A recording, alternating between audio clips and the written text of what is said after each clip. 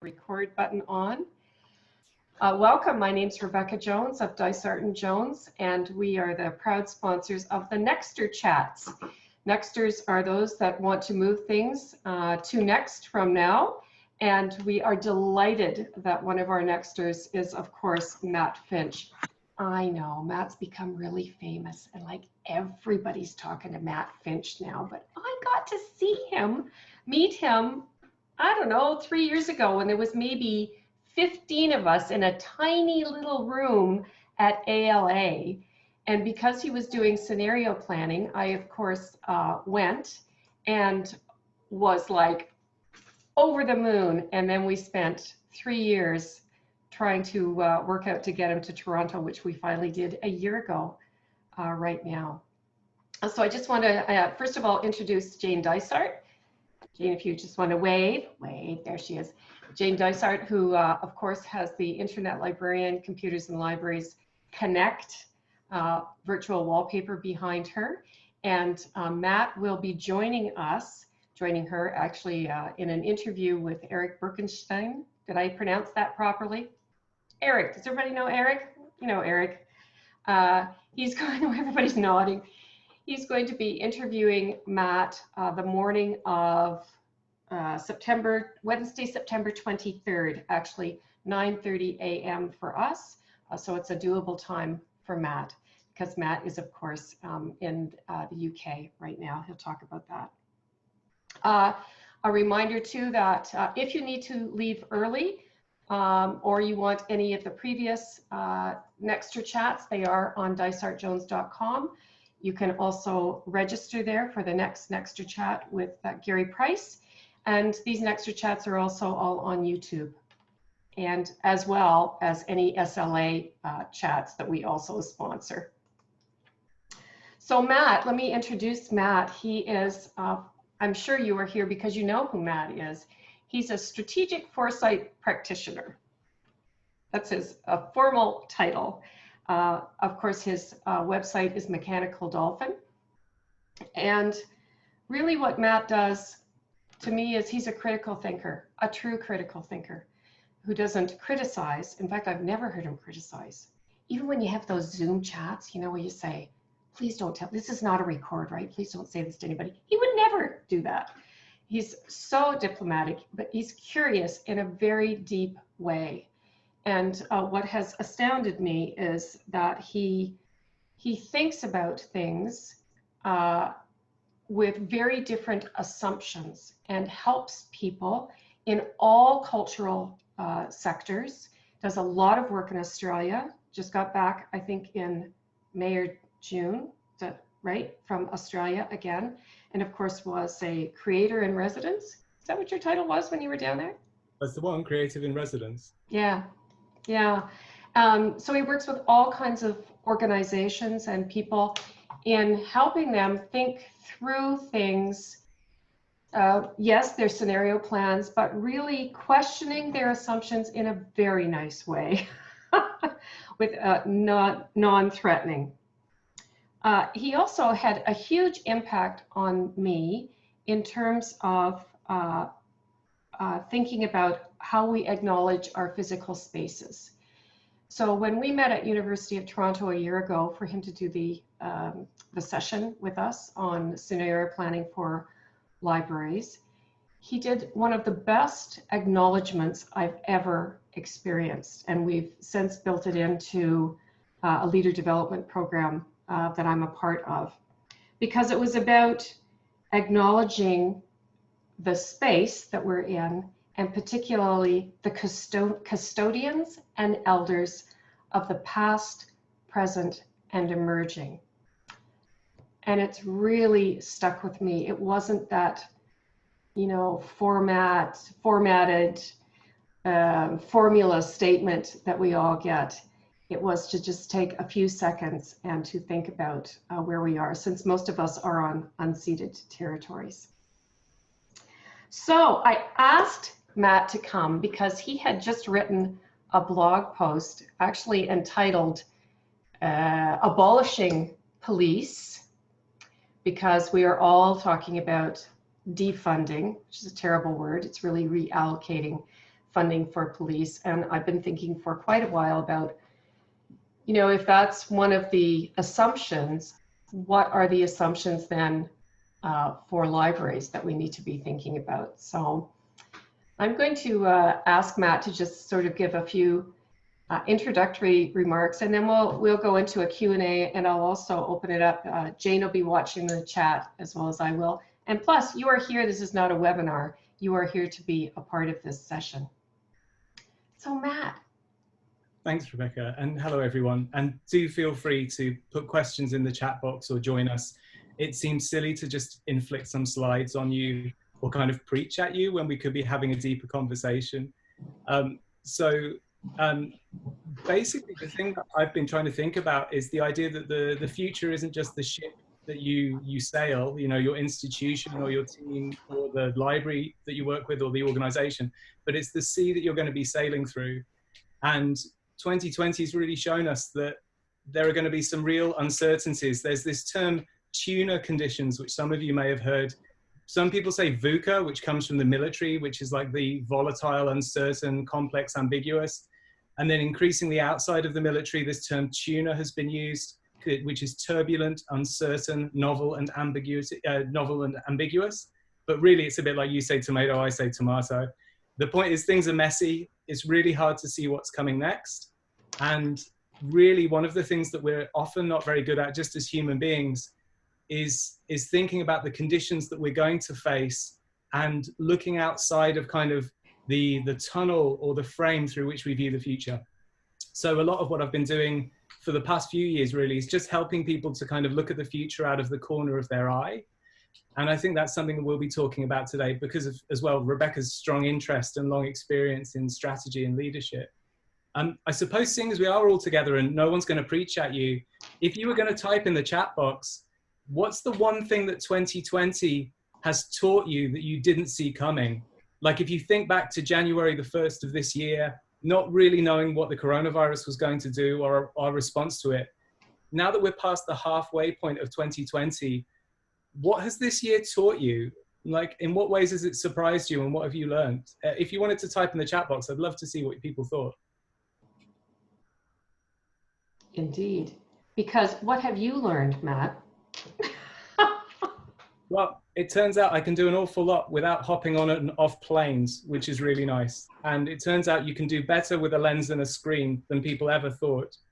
I can see Graham talking about the importance of family, and Amy talking about how little control we have over everything. And Kimberly saying there that we can never assume, and we have to see the silver lining amongst the clouds, which is also something I'm sure we're going to talk about in this session. I love Juanita's point. It speaks to what I'm saying. You know, the organizational acceptance of work from home has been far more quickly adopted and adapted to than I would have thought. Haven't we all been shocked by how much work can be done from your study and can be done through Zoom? In fact, all of these things that are coming up in the column are things that we could really spend the hour talking about. There's Eileen talking about people who don't believe in science and it's dangerous. We have to come on to that, I'm sure. Doing things differently, that's Jane. Yes, of course, you've had to turn Connect into a whole different offer. Tell us about that. Interesting, Matt. It's been a challenge because we had two programs that were already created. So we had to sort of put them together. And it's, you know, that's why I've been calling it a library palooza, because it's like 5 days of 5 sessions per day, plus an Eric interview every day and 2 keynotes every day. And that's not including like the virtual, you know, exhibit hall and what we hope will be a whole bunch of social interactive things. And also looking at it from how do we make it as interactive as we can. So, you know, having some talk, having some Q&A and discussion, switch over to the next session, but have the speakers go into the networking area so they can chat a bit more. So, you know, it's have some meetups. So we're just working on that because we've just got the website out this week. So a challenge. Thank you for asking. And what you're saying also really points to this issue that 2020 hasn't just been about learning something new, but it's about having to unlearn or sort of redo things that we were already underway with. the idea that it wasn't like we were starting from a blank space, or what should we do for the conference, but you already had plans. Right, right. And it's interesting, you just used the word unlearn. And that is a word, of course, from, that I first heard in the early 90s. It's just amazing to me. I haven't typed it in there, but to me, everything that we've been talking about for the past 30 years, and I have this thing sitting up here saying, the difficulty of getting people to believe in something they can't yet imagine. Right. People could not imagine working in a virtual environment. And yet, I took my first course with Harvard in 1992 on working virtually. Right. I mean, it's been around for a very long time. And the thing about unlearning is that we think about individuals unlearning. And now we really realize that organizations have to unlearn. It's not enough for the individuals to think, okay, I need to forget about what I was doing there and really learn a new way. The organization's practices have to do that too. Yeah, very well said. And I can see in the chat as well, this strange mix of the sort of the personal and the organizational.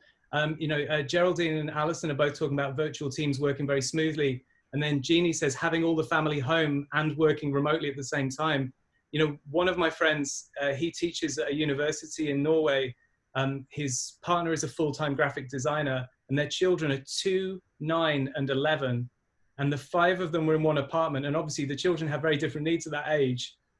And their employers really didn't ease off on what was expected very much. And so that balance of what resilience looks like, I can see Cindy's used this word, that our organization, team, and family have been quite resilient. And it's that question of, is resilience something about going back, or is resilience actually about in some way bouncing forward, that when something hits you, you evolve rather than try and restore what existed beforehand? I don't know if that's been your experience on your side of the Atlantic. Yeah, in fact, again, I was just talking with somebody else, a different viewpoint of resilience. I look at resilience as the joy of resilience. And like any joyful thing, you can experience it for periods of time. The problem right now is that people have had to be resilient, particularly in leadership positions, for very long periods.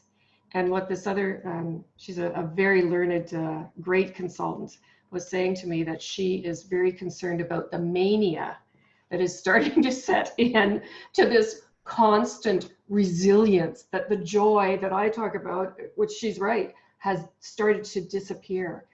And yeah, no, go ahead. No, well, it hits onto this issue as well of, it's reasonable to think that this is only the beginning of a long, difficult season of change. And you alluded to that in your introduction, that, some of what's going on with policing in the US, but then that conversation has spread to Canada, to the UK. In New Zealand, they chose not to introduce police who were armed full-time on patrol, because they just have specialist firearms police there at the moment. And obviously they were doing a study and a pilot on whether that was a good idea, but it's very hard not to see that as a political decision being shaped by the global debate. They see what's happening in the States. The last thing they're going to do is put heavily armed police on the streets of their city full-time in Auckland. So there's all kinds of uncertainties and tensions coming. Climate change, the question of if and when the pandemic ends. So one of the issues is that we may not catch a break for some time. And yeah, again, I'm interested from people in the chat, how that feels of, do you look forward to an end point, or how do you see this going, beyond this kind of unending stream that we seem to be in at the moment? Mm-hmm. Mm-hmm. Yes, because what is that break going to be?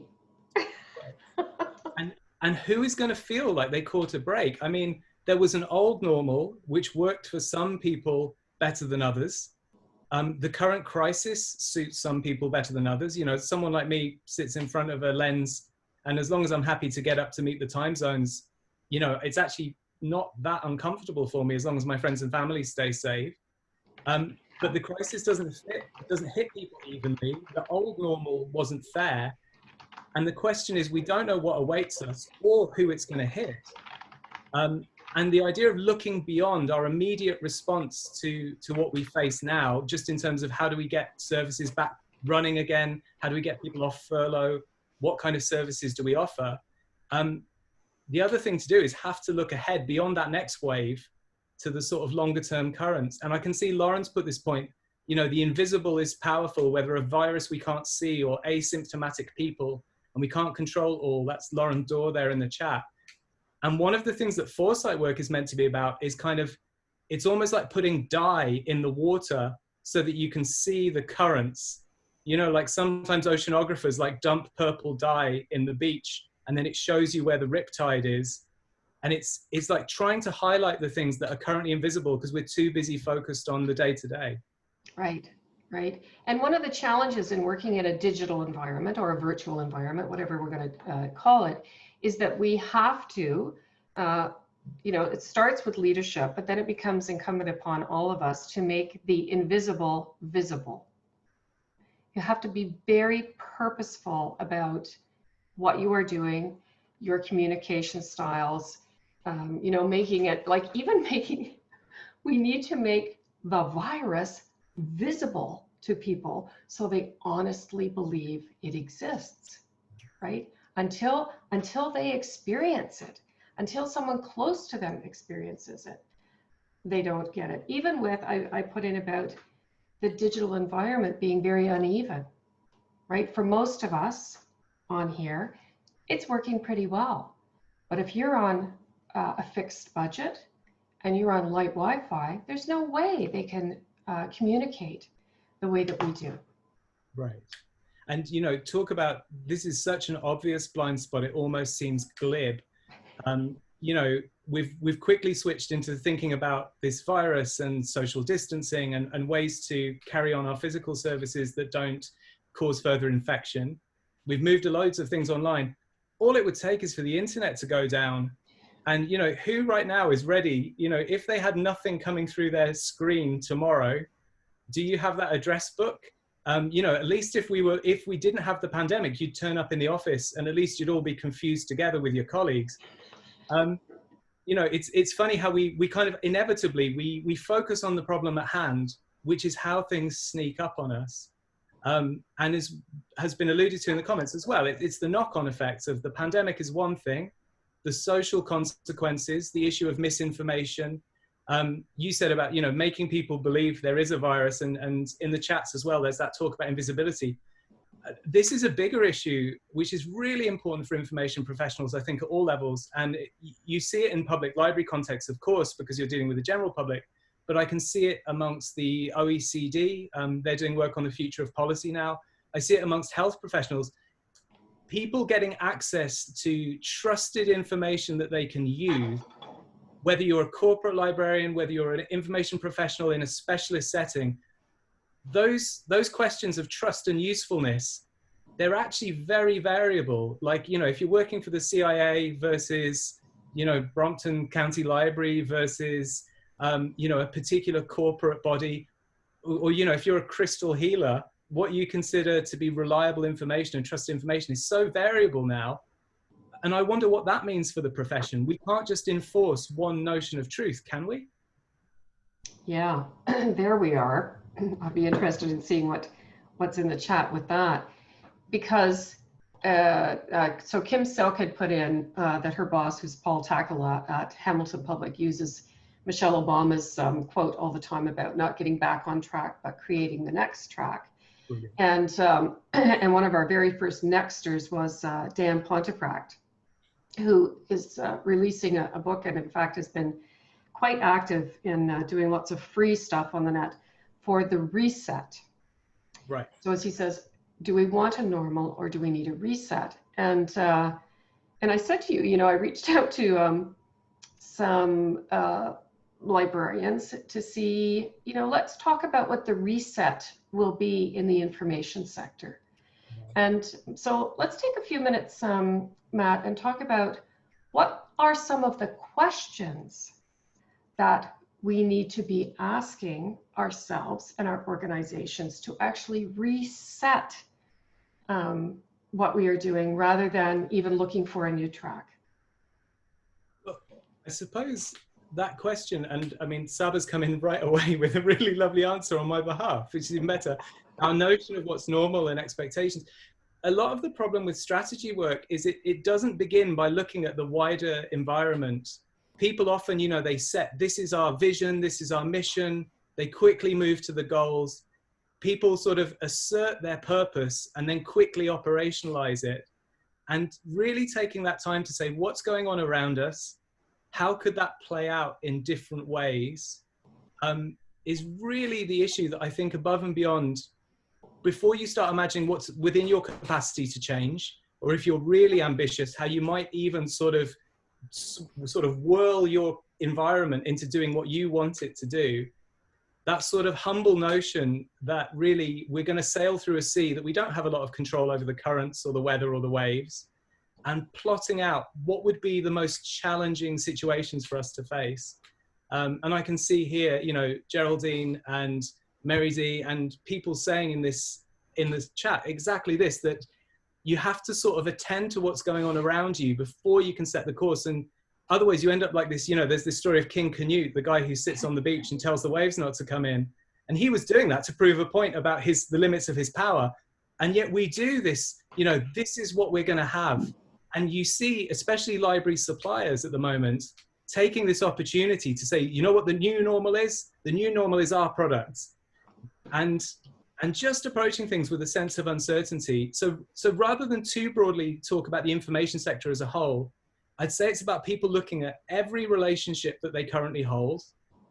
And then within that, you know, what value comes from each of those relationships? What do they do for them? What do we do for them? What do they do for us?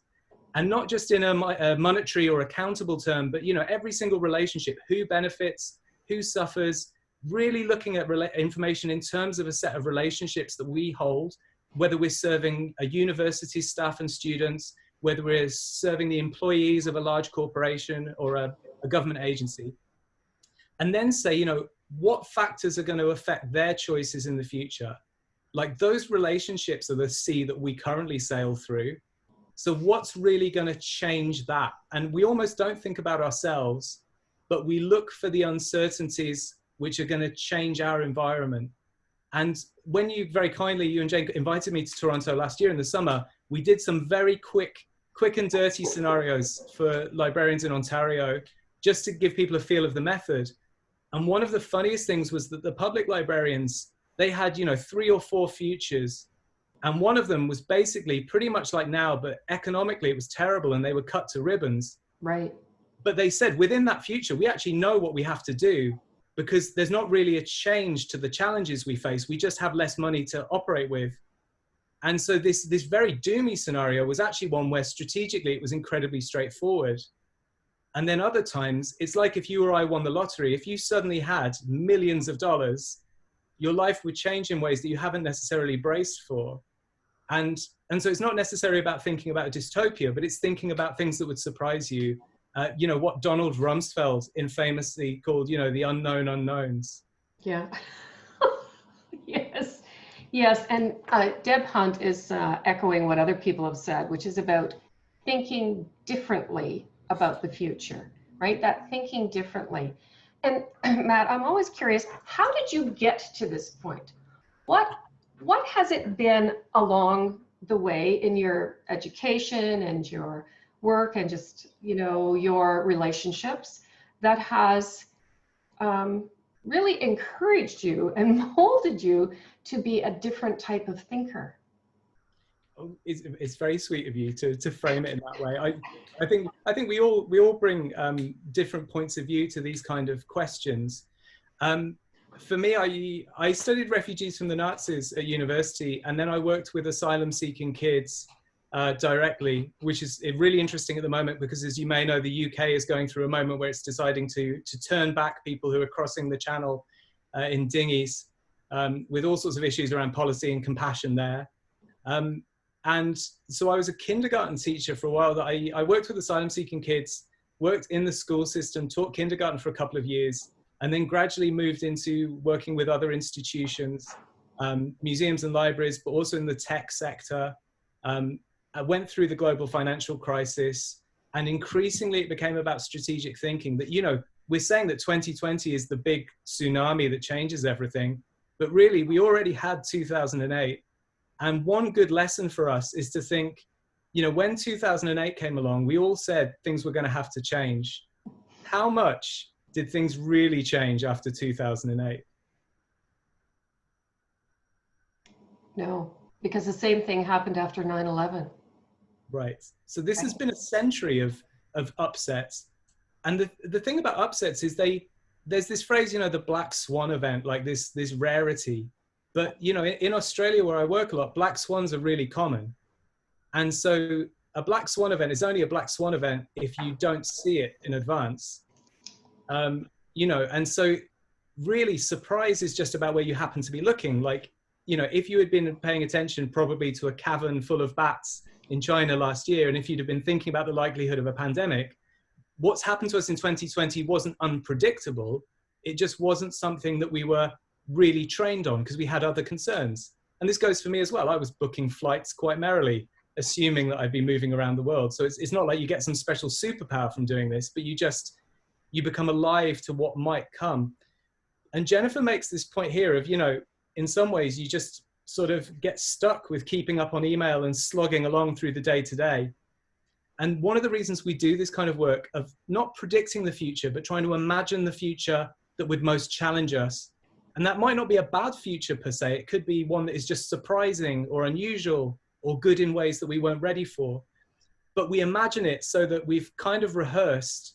And when the future isn't going to be a repetition of the past, you can't rehearse from it based on what's gone before. And that means you have to imagine what's ahead in a way that just stretches your belief about what situations you might have to face, so that we kind of we're going to run off the old road, but do we have a plan for how we steer beyond that? Right, right.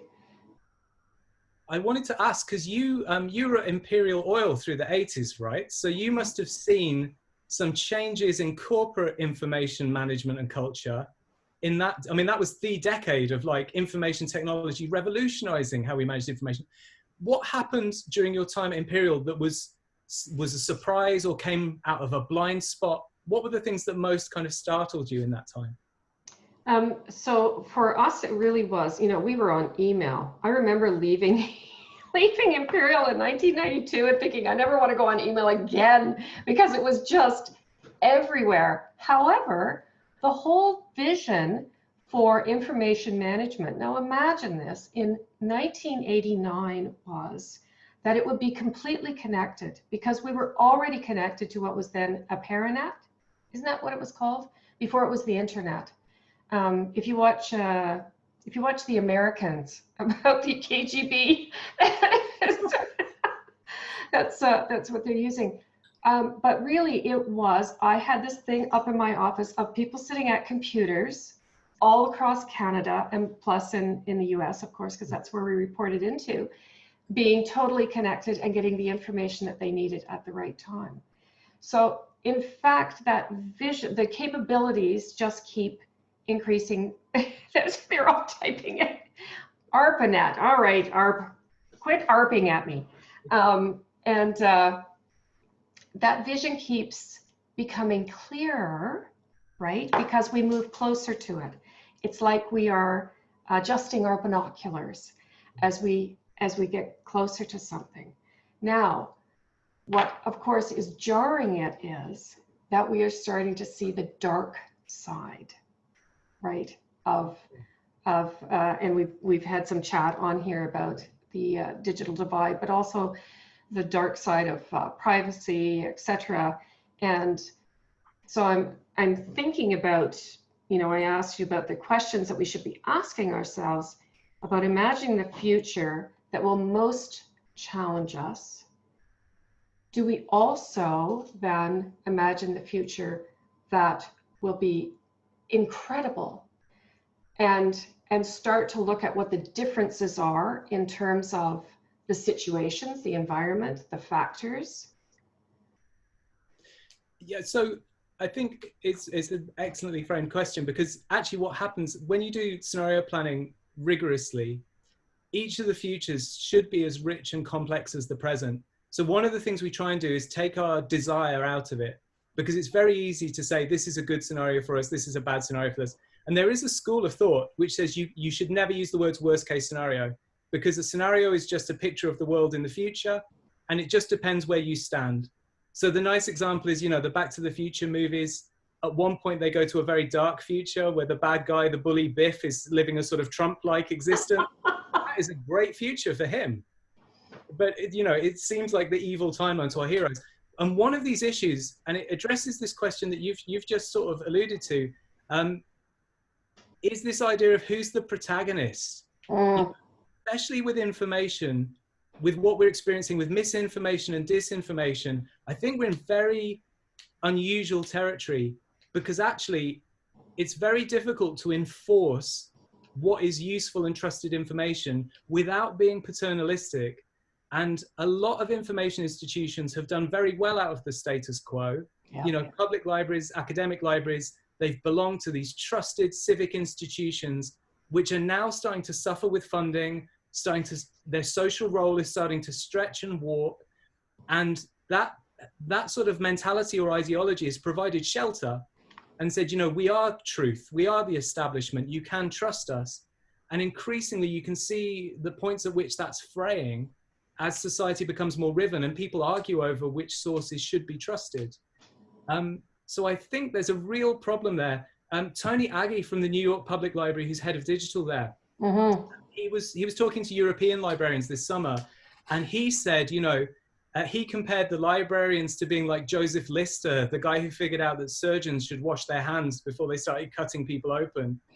And he said, you know, we buy in all this corporate software and corporate technology, and it monitors and it surveils us and it extracts data for profit. And he says, you know, perhaps the librarian of the future is kind of an information hygienist. And I really like that notion, except the problem is that information isn't clean and dirty in the straightforward way that a clinical environment is. And I'm really curious in the column what experiences people have had or what opinions people have in the chat about this issue of when you respect people's kind of fringe beliefs, where is the dividing line between asserting something is true and allowing people to have strongly held beliefs or opinions that you may happen to disagree with? Right, which is a very big issue in the, you know, I would say the academic and the public, also even in the corporate. So right? If we want people to think critically, they need to, we all need to learn to be comfortable with information, speakers, ideas that make us uncomfortable. Isn't that what helps us really imagine what could be worse for us? Right. Yeah. So this is an issue that's really coming up in corporate strategy at the moment, is, you know, what forms of strategy can you use that allow you to inform yourself using techniques like scenarios and foresight? But we've had so many upsets where pundits, well-informed people, predictive models have failed us in some way, whether it's presidential elections and Brexit referenda, whether it's what's happening with the climate. Lots of things are happening where a mathematical model isn't necessarily going to tell you what comes next if you feed numbers into it. And even Frankie Wilson, who's the head of assessment at the Bodleian Libraries in Oxford, he was presenting to the Evidence-Based Libraries and Information Practitioners Conference a couple of years ago, where they're pretty hot on evidence and data. I mean, it's in the name of the conference. And she was saying, though, she didn't believe in evidence-based strategy. She believed in evidence-informed strategy, because sometimes you have to make a strategic choice, which is not what the evidence told you, because you cannot gather evidence from the future. So therefore, what you're really doing is you're making a bet on how good your model is. Right. And your bets have to come from, as Jane says in the chat, diversity of thinking. Again, that very purposeful bringing together of different minds, different experiences, different opinions, which, you know, as a facilitator, is incredibly there. What is the worst future I can imagine? is facilitating those conversations and those decision making, because you're really asking, when you are setting up the different scenarios, you're really making decisions about those scenarios. And yeah, go ahead. No, just, and that's the thing, is the criteria is to really come up with the futures that challenge or stretch your thinking. Right. So they don't have to be good, they don't have to be bad, they certainly don't have to actually happen. But if they make you see the world a bit differently, that's one of the issues. And strangely, I'm doing some work at the moment on the future of the European Union. So like going 30 years ahead, you know, does it survive? Does it thrive? How does it change? Right. And one of the futures that we're looking at, I think I can say this because the first sketches will be out next month, but it's a very fragmented Europe by the year 2050, to the extent that, you know, in this part of Europe, maybe you can have a 5-person marriage. And in this part of Europe, it's very traditional values and very religious. And, you know, it's fragmented, and there's not a lot of common ground, and issues around sort of gender and identity have really split.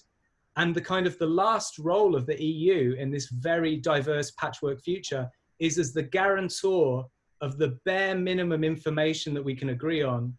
Because I don't know if you've seen, but Google Maps now tells people in different countries different things. Yes. So if it's like a disputed island between Japan and one of its neighbors, how weird is that? Like, right. Yeah, depending on where your phone is, Google Maps will tell you that an island has a different name. What does that do for our perception of information? Right. And you know what? So that's Cindy Hill says here. Cindy's with the Federal Reserve in San Francisco. And as she says, people will even question what they put in their commentaries and opinions section because they disagree with the author. And if you remember, so I'm hearkening back like 15 years, when we first started to design what we called the customized user interface, right? It would come up according to Matt's preferences, which of course then Google ran with.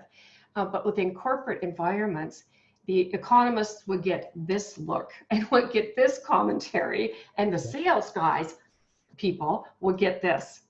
Yeah. Yeah. This is maybe part of the role of the information professional within any organization or whatever community it serves, is to really help people see the information that they don't realize will be useful to them. And, you know, the great David Lankus gives the example of a corporate law librarian who ran lunchtime seminars at her law firm called Character Assassination 101. And she said, this is how you find information that will debunk an opposition witness. And if you haven't got time to do it, you come to me. And that also reasserted her role, because actually I think corporate law librarians can teach all of us in the sector so much, because there's, you know, those firms tend to be very ruthless about how they spend money. Right. Often the physical library has disappeared, so the librarian or the information professional is less visible in some ways because they're just not occupying as much floor space. And I know that people I've worked with have said, you know, these days they might be crafting a software agent that will help sort of senior partners and associates get the information they need to sort of argue a case. But then the junior associates will, like, they're not going to go out of their way to credit the law firm's librarian for the research that they've done. So even at the level of office politics, that work of informing people, but in that context of demonstrating your value, it's strangely enough very much about relationships. Right, right. You just used the word informer. Now think about it. Whenever we use that term, there's a really dark side to it, isn't it? And very dangerous. Librarians have not thought of themselves, or information professionals have not thought of themselves as informers. But in fact, as a profession, that's what we should be, right? To take on that risk. And I don't want to lose Richard Huffine put in about making sure that our assumptions are explicit. So I would say, again, yeah, making that what's invisible about our assumptions visible. I am just doing scenario planning with a large public library, and have invited in some of the influencers and funders, and just getting out the assumptions about where the municipalities or the regions are with their reserves, and what their appetite is going to be for various social services. And framing it that way, rather than saying for the public library, like to think about social services, because the library is going to be equated there. And even that brought out a huge discussion on what people's assumptions are. Yeah. And this, I mean, this is this really nice example. It comes back to the comment you made right at the start of this, of talking about how police abolition might impact libraries. You know, if we change the way that we manage social order, what does that mean for the institutions that provide the community with access to knowledge, information, and culture on their own terms? And of course, it also applies in a specialist environment like a government agency or a corporation. I mean, again, this law librarian thing, the move from curating a collection to maybe even crafting sort of little autonomous bits of software that will go out and haul out the information you need on the internet. It really involves a bit of a rethinking of the role of the information professional. And it comes back to this notion of thinking strategically from the outside in, instead of saying this is our core and let's take our values forward into the future. It is important to have some sense of integrity and professional discipline, but it's really about what difference do we make in the world? What's the splash we make in that sea? And if the sea changes, how does the splash change, so to speak? Right, right. And what is our sea? Right. What do you see as our sea? Well, again, it depends entirely on the practitioner and the institution. Like if the information professional's job is to help people inform themselves, and maybe sometimes to inform them or to train them in doing these things, again, it's very different if you're a librarian in a Supreme Court or if you're a librarian in an infant school. But I think there's something similar, and wonderfully, because this is what I really thrive on, I can see Yasmin saying here, you know, I somewhat disagree. We're not necessarily performing research, but we troubleshoot and provide advice on what resources can provide better starting points. So I completely agree, actually, that often the information professional's role, it's almost a bit like being the kabuki stagehand.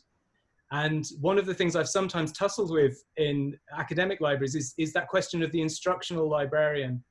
Because I think in some ways, what makes libraries different and information profession different to everyone else is that even in the shelfiest old library of the past, you go in, you choose the book from the shelf, you read the book, and you make meaning for yourself as the user. And it was a space which was self-directed, sometimes imperfectly, with all the limits of cataloging and prejudice and the mentality people brought to the work of assembling a collection. But, you know, a teacher has a curriculum, they tell you what they want you to do, and they give you a mark at the end of you doing the test they set. And that instructional dynamic is different from that dynamic of discovery, which I think is probably the common thread across every branch of the information professional I've seen.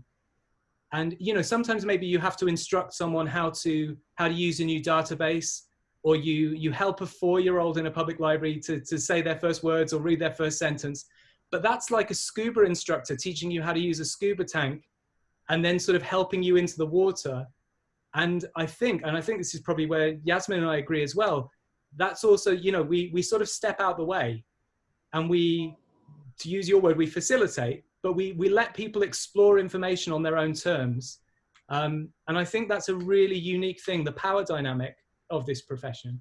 Right, right. The one of the issues too that's pretty common across all the various segments of the sector is, of course, measurement and evaluation.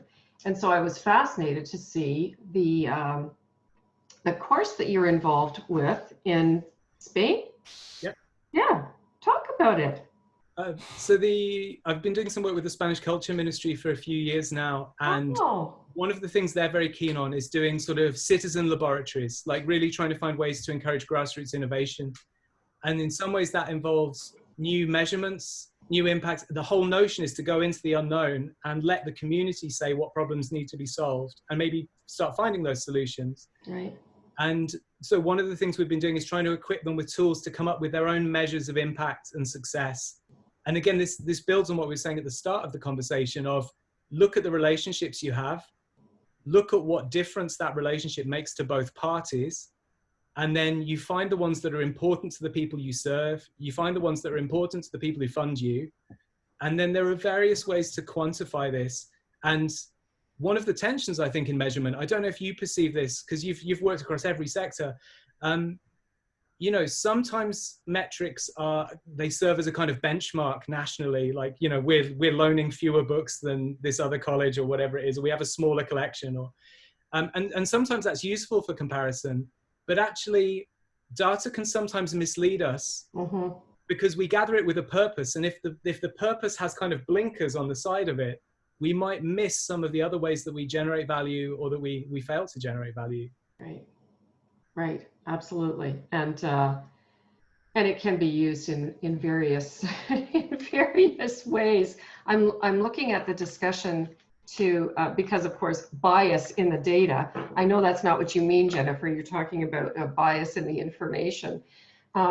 But that whole, yes, that whole debate about how do we actually learn and talk about bias and ethics, even with the data that we're gathering. I mean, and the market segments that we are looking to. I don't know. Okay. Big questions. But Big questions. I have curiosity here. I definitely don't have any answers on this one, because the issue of bias also speaks to that issue of neutrality and whether libraries can be neutral, and but also that, you know, that neutrality was housed within a particular understanding of how society worked, like a particular social order that might now be changing. And I think one of the issues is really to say, you know, is there such a thing as bias per se, or is it just, you know, information plus purpose? And we may disagree with people's purposes, but I think we might need to move to a sort of more sophisticated understanding, because, you know, unfortunately, it's not like nutrition even. You know, there's not like this is a healthy fact and everyone in the universe will agree on it. Mm-hmm. Facts are constructed always with a purpose in mind. And I think possibly we need to become more aware of those issues, because I think the age of kind of faith in sort of science and even in reason, in some ways that would be a very hard thing to climb back to. Mm-hmm. I saw your blog post on who are the Eisley brothers of scenario planning. Perhaps people don't remember the Eisley brothers, but I thought, again, that just twigs to me how you look at things so differently. So talk a little bit about what you were thinking as you looked at that. Oh, I was just looking to see if the book's on my shelf up here, actually. So there's a great book by a historian of pop culture called George Lipsitz. He's professor of Black Studies and Sociology at UC Santa Barbara. And he wrote this book about the history of pop music. And one of the things he says is, you know, pop music sometimes does the job of journalism or history writing. And he talks particularly about the Black American experience in the 70s. He said, you know, journalists and historians weren't necessarily covering what was happening in impoverished Black communities. Right. You would find stories in the music. And so what it's really about is looking at sources of information that we would otherwise consider disreputable, mm-hmm. or untrustworthy or problematic. The example I think of today is really internet culture. What could we have seen coming about the rise of the far right, that if we had been looking at, you know, Gamergate, where female games journalists were being persecuted. If you look at the fact that I think we've now got elected representatives in the US who believe in this QAnon conspiracy. Yes. If we had been nosing around in some of the murkier, more derided corners of the internet, what could we have seen coming?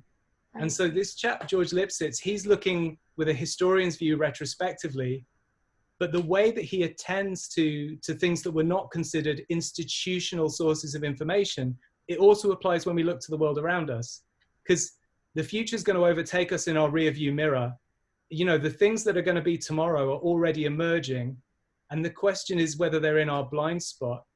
And I was wondering with you, because you were a history student originally, right? So what was your journey from history to information science? Did you take something with you from that history's training? Yes, in fact, that's what it was that with history, you look at, I learned, and then I learned it again at Imperial Oil from a great vice president, to always look at who people are talking to. So who are they interacting with? Who are they reading? Who are they meeting with? Who do they cite? You know, you can tell even through our chat that we all tend to be here because we tend to think alike. Even if we are thinking that we think differently, we think differently in the same way, right?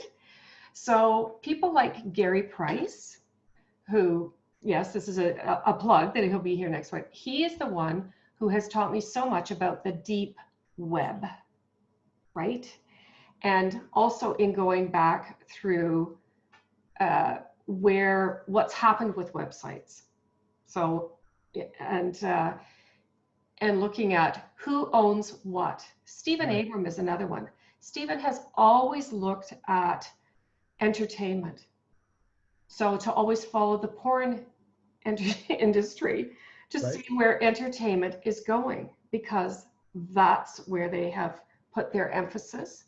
That's what they know. So I've always said, you know, libraries need to think about what would happen if libraries were illegal, which in fact is what happened in Nazi Germany. You put me onto that through one of your blog posts, right? That of course, they started to own and threaten the librarians. Well, the thing that made it so uncomfortable with that was that there was never a moment where they closed all the libraries and they made them into Nazi libraries. No. A lot of librarians went along with it. And this is also the lesson of the librarians in the American South, that again, a lot of people in the profession believe very much in their own goodness, and often with great reason, but all of us can be deceived or sidelined or pulled into being into some very difficult situations. And historically, information professionals have tended to serve the status quo in ways that sometimes we would judge very harshly now. So I think there's some issues there that, you know, one of the reasons to take a future perspective, we never dream about the future because we're really worried about flying cars in 2050.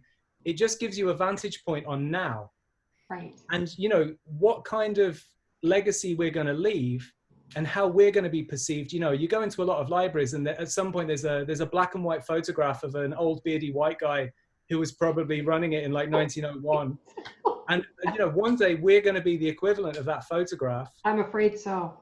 And I have to tell you in passing, there's I think it's in South London, I went to a public library that did a really, really nice activity just for people who were visiting. They had a photograph of the original, it was a Carnegie library, and they had the original staff photograph there from like 1908. And this is a true story, but what they said to the public was, 2 of the people in this picture are having an affair. Can you guess which? Oh yes, speaking of watching who people are talking to. Right? But what you said ties into this question of relationships. Yes. So I think we often think about collections, we often think about the building, now we think more about the digital space. Right. But ultimately, the difference we make is that every supplier, user, partner, regulator, funder, manager, staff member, the unions, what is our impact on them and what is their impact on us? I think that may be a more flexible and robust way of looking at what we do in the future. Right, right. Because you started out by saying we need to question our relationships, right? Not question them in a bad way, like why am I having this relationship, but really what's in it for those people. And there's all kinds of different relationships that anybody in the information world is dealing with. And to look to at, so look to at the vendors who, you know, they're not bad. We can't do anything without the content, without our supplies. But look here, this would be another hour's worth of conversation. So let's leave it spinning in people's heads. But this is the tension. You can't do anything without the vendors. But one of the things that is going to sweep the globe after this is our relationship with our suppliers in every sector, because supply chains were built around efficiency and they haven't coped. So they will move towards being built around resilience. Right. And who supplies you and how much they control what you can do will be an issue. And when you look at corporations like Biblioteca, which have, you know, at one point their machines and their technology were the thing, like self-check machines, their competitors have got that now. They don't have an edge in terms of technology anymore. So where will they be looking to extract value for their shareholders?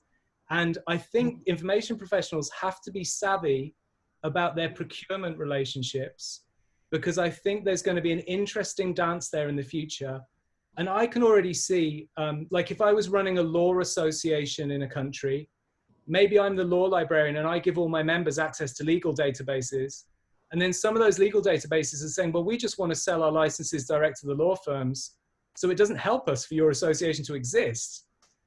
And again, I think there's a dance there to bear in mind that everyone is trying to get some kind of value.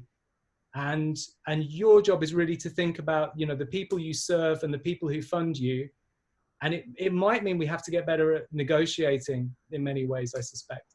I'd actually like to jump in because I am a law librarian. Oh, perfect. And I am doing very large ticket procurement negotiations this year and next year. And I'm really trying to take an evidence-based view of data and then socialize it with decision makers for validation. Because you can't have one without the other. You can't just have quant with qualitative. You have to see where that mixture is going to lead. And you have to keep an open mind because we all have vested interests in procurement. Your corporation wants you to save money. You want to give more value to your users. Your users do not have the power to advocate. We have to provide a story and a vision for that. And we also have to accommodate the larger strategic alignment within an organization. There are a lot of moving pieces, a lot of points and vested interests. It's not easy, but I think you into the data and the points of data kind of calms a lot of that down, because you can look at numbers, and of course you can play with numbers and make miscalculations. But at least it gives us a view to objectify things, and it's really great to go in that direction. Quite interesting. Right. Nicely said, Yasmin. Couldn't agree more. And it is those, again, it comes down to those relationships. Mm-hmm. The influencers around your budget and the influencers around those vendors. Not just the vendors, but who is influencing the vendors. As you said, it's the shareholders, right? So thank you, Yasmin, for speaking right up there. She's just gone.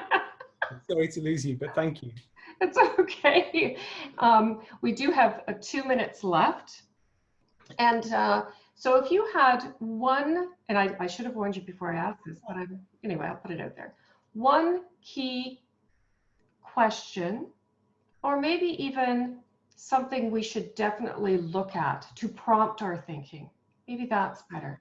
To prompt our thinking, what would it be? What would you say? Have a look at this. Well, I would come back to this idea of you would make a little map, even on the back of a napkin or on the back of a piece of copy paper, with all your relationships, and then you take yourself out of the equation and you'd say, what is the most uncertain factor that's going to affect that whole map? You know, what's the thing that I don't know about what's going to happen to them? Because if the game changes for them, it will also change for me. And that's the one thing you can't get from projecting data forward, because it makes you imagine a different situation. The economist Robert Knight put it very nicely in the 1920s, you know, risk is when you know all the outcomes and you can assign probability, and uncertainty is when you don't. And we are very much going to be in a situation of quite deep uncertainty for some time. We don't even fully understand the characteristics of the virus yet, let alone the responses or the impacts to it. And who would try and predict a presidential election right now, you know, however confident the polls look?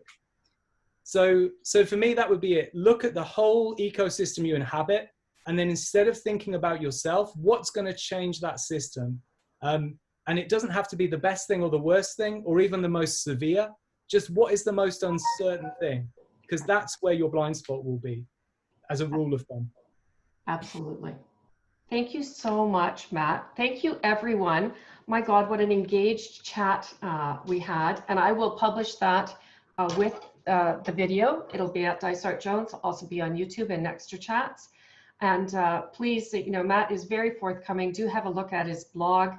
You can chat with him there, and tune in on September 23rd. Register for Computers in Libraries Internet Librarian virtual conference at infotoday.com. Jane has it behind her. He'll be joining Eric on September 23rd at 9:30. And also follow him on LinkedIn. He's got great stuff up on LinkedIn. Thank you so much. We're going to take our blinders off and look around. Thanks so much, Matt. What a pleasure. Thanks, everybody. Have a great day. Bye for now. Bye.